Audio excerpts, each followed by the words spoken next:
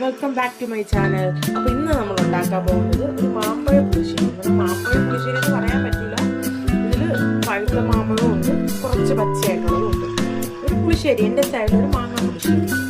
അപ്പോൾ കുറച്ച് മാമ്പഴം, പഴുത്തതും ഉണ്ട് പച്ചയും ഉണ്ട്, ഒരു 2 അല്ലി വെളുത്തുള്ളി, ഒരു സവാള, കുഞ്ഞുള്ളി വേണമെന്നുള്ളത് കുഞ്ഞുള്ളി ചേർക്കും. അപ്പം ഞാനിവിടെ സവാളയാണ് ചേർത്തേക്കുന്നത്. ഇനി കുറച്ച് കറിവേപ്പില, ഇത് മുളക്, പച്ചമുളകല്ല, ഇത് മണമുള്ള മുളകാണ്, മുളക് എന്ന് പറയും.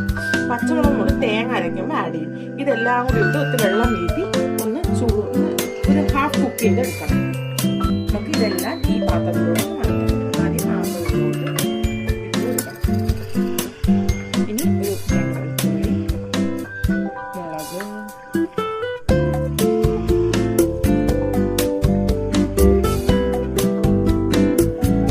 ഇതെല്ലാം കൂടി നമുക്ക് ഇതിലോട്ട് ഒരു 1/2 കപ്പ് വെള്ളം ആഡ് ചെയ്തപ്പോൾ 1/2 കപ്പ് വെള്ളം, പിന്നെ കല്ലുപ്പ്. ഞാൻ ഇവിടെ എല്ലാത്തിനും കല്ലുപ്പാണ് യൂസ് ചെയ്യുന്നത്. അതെല്ലാം കൂടിയിട്ട് നമുക്കിങ്ങനെ അടുപ്പിലോട്ട് വെക്കാം.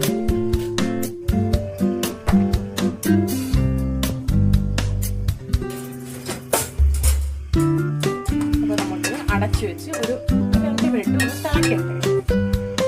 നമുക്ക് മാങ്ങ പുളിശ്ശേരിക്കുള്ള അരപ്പ് തയ്യാറാക്കാം. ആദ്യം തേങ്ങ, ഇതിൻ്റെ കൂടെ ഞാൻ 3 പച്ചമുളക് ഇട്ടിട്ടുണ്ട്. നമ്മൾ നേരത്തെ മണമുള്ള മുളകാണ് ചെയ്തത്, ഇത് പച്ചമുളക്.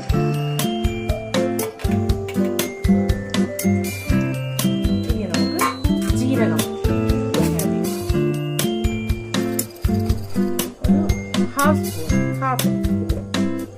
ഇച്ചിരി കൂടി ജീരകം, വെളുത്തുള്ളി ഒരു 4-5 അല്ലി വെളുത്തുള്ളി, പിന്നെ കുറച്ച് കറിവേപ്പില. കറിവേപ്പില ചേർത്ത് അരയ്ക്കുമ്പോൾ ഒരു പ്രത്യേക മണം, നമുക്ക് കുറച്ച് കറിവേപ്പില ഇടാം. അതിനുശേഷം കുറച്ച് മഞ്ഞൾപ്പൊടി. ഇതിനൊന്ന് ക്രഷ് ചെയ്തെടുത്തതിന് ശേഷം വെള്ളം ചേർക്കണം. ഒന്ന് ക്രഷ് ചെയ്തെടുത്തു. ഇനി നമുക്ക് ഇതിലോട്ട് വെള്ളം ചേർക്കാം.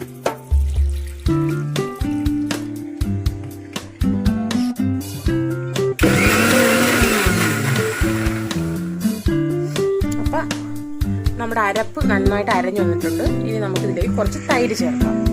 ഈ തൈരാണ് പുളിപ്പ് കുറഞ്ഞ തൈരാണ്, നാടൻ തൈരെന്നും പറഞ്ഞിട്ട് ഒരു കമ്പനിയുടെ, പുളിപ്പ് കുറവാണ് ഇതിന്.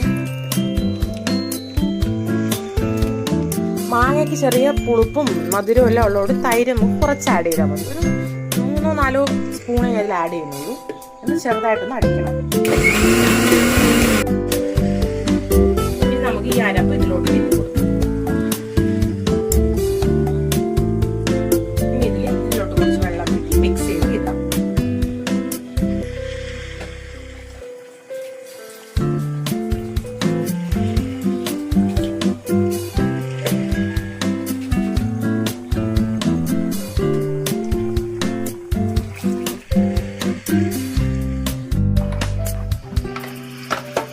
അപ്പൊ നമ്മുടെ മാങ്ങ പുളിശ്ശേരി ഫൈനൽ സ്റ്റേജ് ആയി കഴിഞ്ഞു. ഇനി നമുക്ക് ഉപ്പ് നോക്കുക. ഒന്ന് ചെറുതായിട്ടൊന്ന് ചൂടാകുമ്പോൾ കടുക് വറുത്ത പുളിശ്ശേരി റെഡി. നമ്മൾ പുളിശ്ശേരി ഇവിടെ റെഡി ആയിരിക്കുകയാണ്. ഇനി നമുക്കൊന്ന് കടുക് കൂടി പൊട്ടിച്ചിട്ടാൽ നമ്മുടെ പുളിശ്ശേരി റെഡി.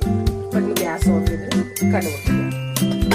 നമുക്ക് കടുക് താളിക്കാം. അതിനാവശ്യമായിട്ട് കുറച്ച് സവാള, കുഞ്ഞുള്ളി എന്ത് വേണമെങ്കിലും എടുക്കാം. ഞാനിപ്പോൾ സവാളയാണ് എടുക്കുന്നത്. കുറച്ച് സവാള, ഒരു 3 അല്ലി വെളുത്തുള്ളി, കറിവേപ്പില. ഇതെല്ലാം കൂടി നമുക്ക് വറുത്തെടുക്കാം.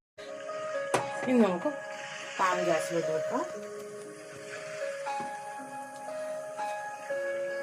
ഇനി നമുക്കിതിലോട്ട് വെളിച്ചെണ്ണ വീത്താം.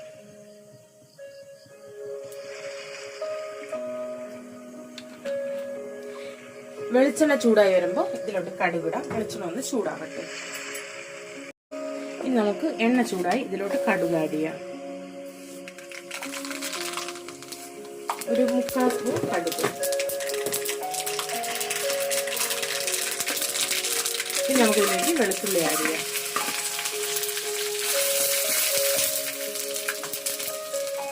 ഇനി നമുക്കിതിലേക്ക് ഉള്ളി ആഡ് ചെയ്യാം. നന്നായിട്ട് ബ്രൗൺ കളറിലോട്ട് ആകും. ഇത് ഇതിപ്പോൾ ചെറുതായിട്ട് മൂത്ത് വന്നു തുടങ്ങി. ഇനി നമുക്കിതിലേക്ക് കറിവേപ്പില ആഡ് ചെയ്യാം.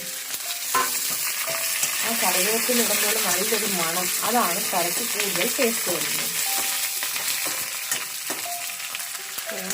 നമ്മുടെ കടുക് വറുത്ത് മൂത്ത് കഴിഞ്ഞു, ഉള്ളിയെല്ലാം മൂത്ത്. നമുക്കിനി ഇത് ഓഫ് ചെയ്യാം. എന്നിട്ട് നമുക്ക് നമ്മുടെ മാങ്ങാ പുളിശ്ശേരിയിലോട്ട് ഇതിടാം. അപ്പോൾ നമുക്കിനി ഇത് മാങ്ങാ പുളിശ്ശേരിയിലോട്ട് ആഡ് ചെയ്യാം.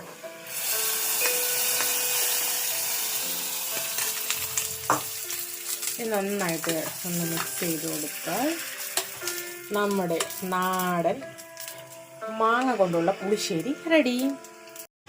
അപ്പോൾ നമ്മുടെ മാങ്ങാ പുളിശ്ശേരി ഇവിടെ റെഡി ആയിരിക്കുന്നു. എല്ലാവരും വീട്ടിൽ തീർച്ചയായും ട്രൈ ചെയ്ത് നോക്കണം.